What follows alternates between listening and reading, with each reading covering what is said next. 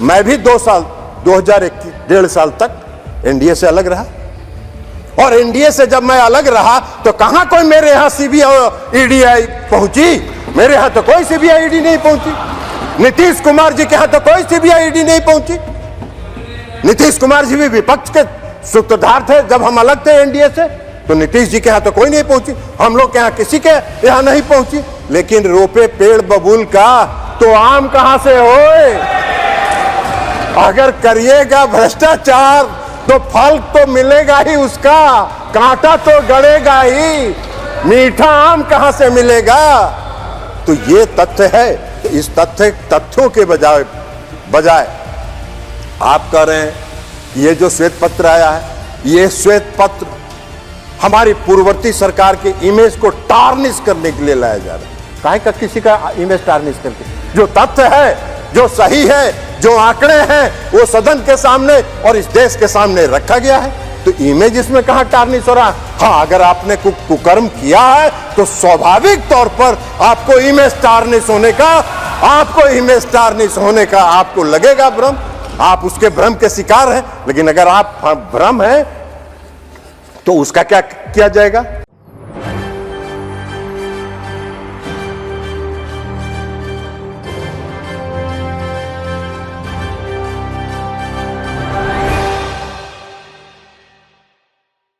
नमस्कार, मैं नाज़मीन खान और आप देख रहे हैं SPN 9 न्यूज़। लोकसभा और राज्यसभा की जो शीतकालीन कार्यवाही चल रही थी, जो बजट सत्र के दौरान तमाम कार्यवाहियां होती हुई नजर आई थी, वो आज समाप्त हो जाती हैं। लेकिन समाप्ति के साथ ही जो सदन में दिए गए बयान सांसदों के हैं, वो सुर्खियों में नजर आते हैं। बिहार में एक बड़ा घमासान देखने को मिल रहा है। नीतीश कुमार की सरकार रहेगी कि जाएगी? नीतीश कुमार बहुमत साबित कर पाएंगे या उनका कैबिनेट भंग होता हुआ नजर आएगा? क्या यहाँ पर राष्ट्रपति शासन लागू होगा या नीतीश कुमार की सरकार ऐसे ही चलती रहेगी? तमाम सवालों के बीच में एक नामी चेहरा या कहें एक ऐसे राजनेता की चर्चा, एक ऐसे सांसद की चर्चा बिहार में बार बार हो रही है, और वो है ललन सिंह। वो ललन सिंह जो जेडीयू पार्टी के राष्ट्रीय अध्यक्ष पद से इस्तीफा तो दे देते हैं, लेकिन नीतीश कुमार की पार्टी का साथ नहीं छोड़ते हैं। वही ललन सिंह सदन में आरजेडी और कांग्रेस पार्टी पर हमलावर साबित होते हुए नजर आते हैं। सदन की आखिरी कार्यवाही के दौरान देखा जाए तो ललन सिंह बरसते हुए नजर आते हैं, या ये कहें कि बौखलाहट यहाँ पर ललन सिंह की निकलती हुई दिखाई दे रही है। उनको मालूम है कि नीतीश कुमार खतरे में है, तो ऐसे में नीतीश कुमार को मजबूती से तो दिखाना होगा। इसलिए ललन सिंह कहीं ना कहीं इस बयान के आधार पर यह दिखाने की कोशिश कर रहे हैं कि बिहार की जनता सिर्फ नीतीश कुमार को पसंद करती है, और बिहार में नीतीश कुमार की सरकार बेहद ईमानदार सरकार है। क्या कुछ ललन सिंह कह रहे हैं, देखिए जरा। और लेकिन हाँ, एक बात तो जरूर आपको कहना चाहिए था, आपको यह बात ईमानदारी से कहना चाहिए था, आप भी सदन के सदस्य हैं, कि 10 वर्षों में 2014 से 2019 तक मैं इस सदन का सदस्य नहीं था, लेकिन 2019 से हूं।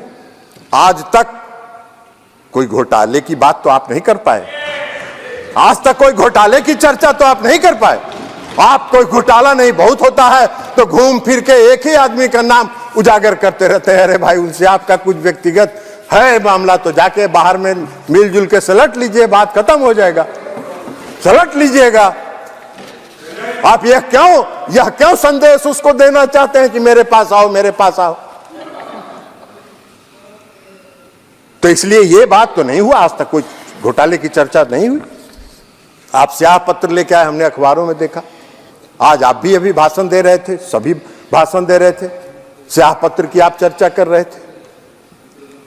अगर श्वेत पत्र में आंकड़े गलत हैं, जो मैंने पहले भी कहा, तो उन आंकड़ों का खंडन करना चाहिए था। उन आंकड़ों को, चूंकि उसमें तो तुलनात्मक है, 2004 से 2014, 2014 से 2024 दोनों तुलना टेबल बना के दिया हुआ है।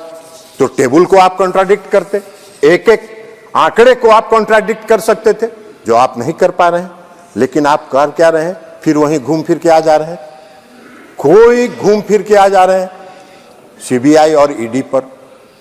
अरे भाई, सीबीआई ईडी पर बाहर जितना बोलता है बोलिए, लेकिन आप एक बात बताइए, मैं भी मैं भी 2021 1.5 साल तक एनडीए से अलग रहा, और एनडीए से जब मैं अलग रहा तो कहां कोई मेरे यहां सीबीआई ईडी पहुंची?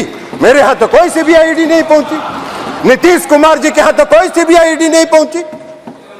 नीतीश कुमार जी भी विपक्ष के सूत्रधार थे जब हम अलग थे एनडीए से, तो नीतीश जी के यहां तो कोई नहीं पहुंची, हम लोग के यहां किसी के यहां नहीं पहुंची। लेकिन रोपे पेड़ बबूल का तो आम कहां से होए? अगर करिएगा भ्रष्टाचार तो फल तो मिलेगा ही उसका, कांटा तो गड़ेगा ही, मीठा आम कहां से मिलेगा? तो ये तथ्य है। तो इस तथ्यों के बजाय आप कह रहे हैं कि ये जो श्वेत पत्र आया है, ये श्वेत पत्र हमारी पूर्ववर्ती सरकार के इमेज को टार्निश करने के लिए लाया जा रहा है। काहे का किसी का इमेज टार्निश करके? जो तथ्य है, जो सही है, जो आंकड़े हैं, वो सदन के सामने और इस देश के सामने रखा गया है। तो इमेज इसमें कहां टार्निश हो रहा है? हाँ, अगर आपने कुकर्म किया है तो स्वाभाविक तौर पर आपको इमेज टार्निश होने का आपको लगेगा भ्रम, आप उसके भ्रम के शिकार हैं। लेकिन अगर आप भ्रम हैं तो उसका क्या किया जाएगा? तो इसलिए अध्यक्ष महोदय, जब भ्रष्टाचार करिएगा तो उसका भुगतना तो उसके लिए आपको पड़ेगा, और वो अगर भुगत रहे हैं तो उसके लिए श्वेत पत्र पर बोलने के बजाय आप राजनीतिक विलाप नहीं करिए, और उन तथ्यों के आधार पर अगर कोई आंकड़े हैं तो उन आंकड़ों को रखिए। और यही बात हम कहते हुए फिर से माननीय वित्त मंत्री जी को बधाई देते हुए श्वेत पत्र लाने के लिए और देश की अर्थव्यवस्था के संदर्भ में पूरे देश को अर्थव्यवस्था से अवगत कराने के लिए मैं उनको बधाई देता हूं, और बधाई के साथ मैं अपनी बात समाप्त करता हूं। ललन सिंह ने जिस तरीके से बयान दिया, इस बयान में तो वो ये कहते हुए नजर आते हैं, जो ईडी सीबीआई है, जो तमाम विपक्षी पार्टियों के घर में घुस जाती है, जो ईडी सीबीआई है, जो लगातार छानबीन, छापेमारी, पूछताछ कर रही है, इन सबके बीच में कांग्रेस पार्टी आ चुकी है, इन सबके बीच में राष्ट्रीय जनता दल भी मौजूद है। इनके घर पर छापेमारी, पूछताछ सब ईडी सीबीआई ने किया है।